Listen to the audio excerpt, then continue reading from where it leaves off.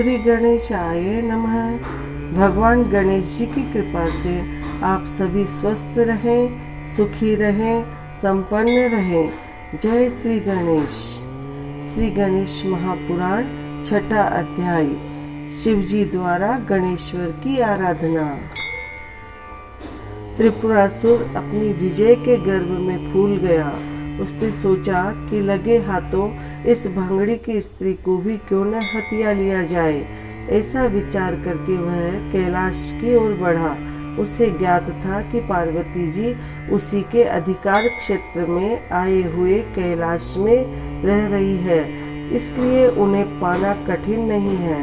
पार्वती जी ने सुना कि त्रिपुरासुर उन्हें लेने के लिए आ रहा है तो वे कांप उठी। उन्होंने अपने पिता हिमराज से अपनी कष्ट कथा कही तो वे इन्हें एक गुफा में ले गए और वहां छिपकर रहने को कहा। जब पार्वती जी न मिली तो त्रिपुरासुर उनकी खोज करने लगा, जिससे हिमनंदनी तो न मिली किंतु भगवान चिंतामणि की शुभ प्रतिमा अवश्य प्राप्त हो गई। उस दुर्लभ गणपति मूर्ति को लेकर अपने नगर की ओर चल दिया। मार्ग में त्रिपुरासुर ने देखा कि साथ साथ अनेकों बंदीजन श्री गणपति का गुणगान करते चल रहे हैं। तभी सहसा वह मंगल मूर्ति उसके हाथ से छूटकर अदृश्य हो गई। मूर्ति के अंतर्ध्यान होते ही बंदीजन भी अदृश्य हो गए थे। त्रिपुरासुर को बड़ी निराशा हुई।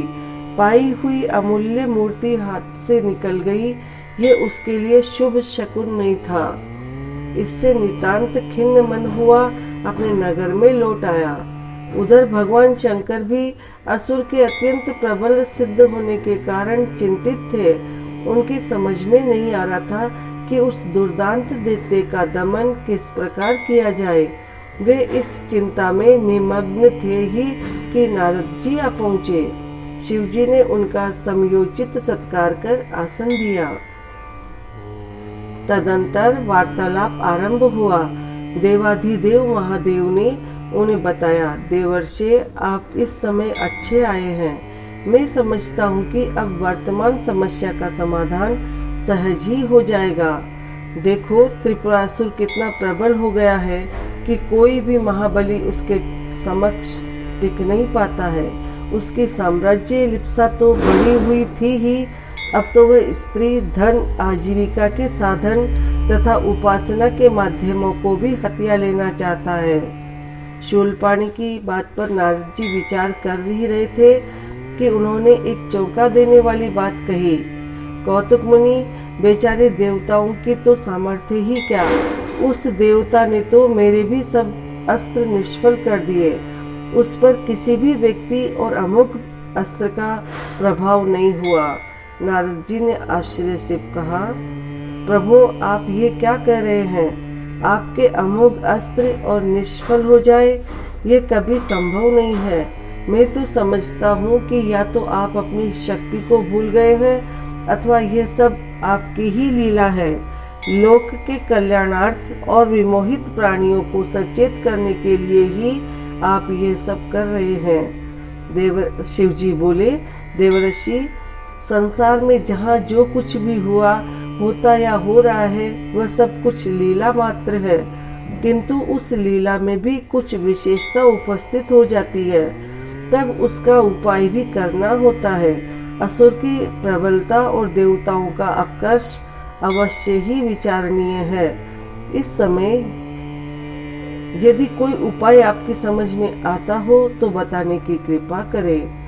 देवर्षि ने कुछ विचार कर कहा, हे सर्वेश्वर, हे सर्वज्ञ, हे देवाधिदेव महादेव, आपसे कौन सा उपाय छिपा है? फिर भी आप पूछते हैं तो बताता हूँ। आपने युद्ध के आरंभ में विघ्नेश्वर का पूजन नहीं किया, इसलिए पराजय का मुख देखना पड़ा। अब आप उनका पूजन करके युद्ध में तत्पर हो तो आपकी विजय अवश्य होगी। विघ्नेश्वर, शिवजी ने कहा, वह तो मेरा पुत्र है देवर्षि, उसे तो कर्तव्यवश ही मेरी सहायता करनी चाहिए। नारद जी ने मुस्कुराहट के साथ कहा, पुत्र यदि रूठ जाए तो उसे भी मनाना होता है शिवजी। फिर उस स्थिति में तो तपस्या और भी उलझ जाती है। जब शत्रु पुत्र से बल पाकर ही पिता पर आक्रमण करे। शिवजी के हृदय को एक झटका लगा, तुरंत ही पूछ बैठे, तो क्या गणेश ने ही असुर को इस आक्रमण के लिए प्रेरित किया है? देवर्षि, मैं तुम्हारी बात नहीं समझा, मुझे बताओ कि तुम कहना क्या चाहते हो। नारद जी बोले, ये तथ्य सर्वविदित है महेश्वर। आपके पुत्र गणेश जी से वरदान पाकर ही त्रिपुरासुर अजय हो गया है। अब स्थिति यहाँ तक आ पहुँची है कि आप सर्वेश्वर को भी तुच्छ समझने लगा है। इस स्थिति से निपटने के लिए आपको भी अपने पुत्र का पूजन करना होगा। शिवजी ने निश्चयात्मक स्वर में कहा, तो अवश्य करूँगा देवर्षि, मैं अभी से उनका पूजन आरंभ करता हूँ। नारद जी चले गए। भगवान शंकर ने दंडक वन में जाकर कठोर तप आरंभ किया। धीरे धीरे 100 दिव्य वर्ष व्यतीत हो गए। तप करने में ही शिवजी को जम्भाई आ गई और तभी शिवजी के मुख से एक तेजोमय पुरुष का आविर्भाव हो गया। उनके 5 मुख, 10 भुजाएं, ललाट पर चंद्रमा था। उनकी देह कांति भी चंद्रमा के ही समान थी। वे कंठ में मुंडमाला, सर्पों के आभूषण तथा मुकुट और बाजूबंद धारण किए हुए थे। उनके तेज के समक्ष अग्नि, सूर्य और चंद्रमा भी तिरस्कृत हो रहे थे। उन्होंने अपनी भुजाओं में 10 आयुध ले रखे थे। शिवजी ने उन्हें देखा तो सोचने लगे, क्या ये मेरा ही दूसरा रूप है? कहीं ये त्रिपुरासुर की ही तो कोई माया नहीं है? ये स्वप्न है अथवा आदिदेव विघ्न नाशक विनायक का साक्षात प्राकट्य? वरदराज ने उनके मन की बात जान ली। बोले, प्रभु, आप जो समझ रहे हैं, मैं वही आदिदेव विनायक हूँ। वस्तुतः मेरे यथार्थ रूप को देवता, ऋषिगण तथा ब्रह्मा जी भी नहीं जानते। वेद, उपनिषद, शास्त्र कोई भी मेरे रूप को, वास्तविक रूप को कहने में समर्थ नहीं है। मैं चराचर जगत, ब्रह्मा जी और अनंत ब्रह्मांडों का रचयिता हूँ। सत्व, रज और तम तीनों गुण मुझ में ही प्रकट है, किंतु उन गुणों का स्वामी होते हुए भी मैं उनसे परे हूँ।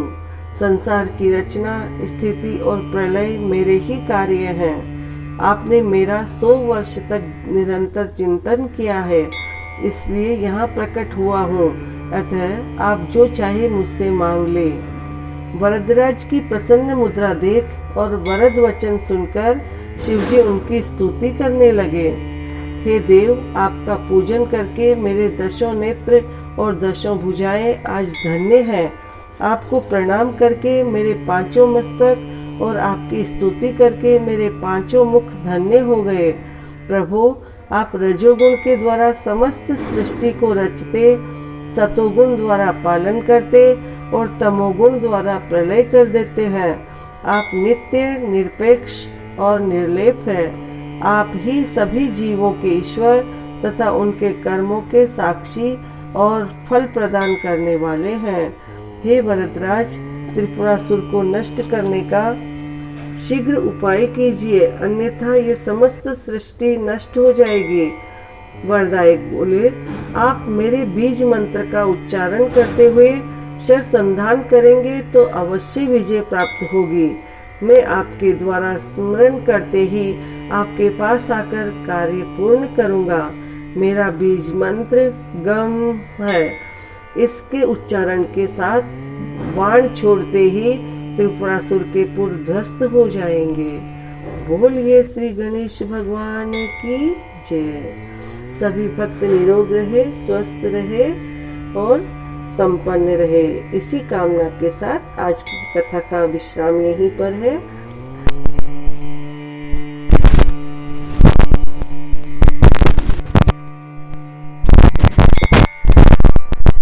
जय गणेश, जय जय गणेश। जय श्री गणेश, जय जय गणेश। जय श्री गणेश, जय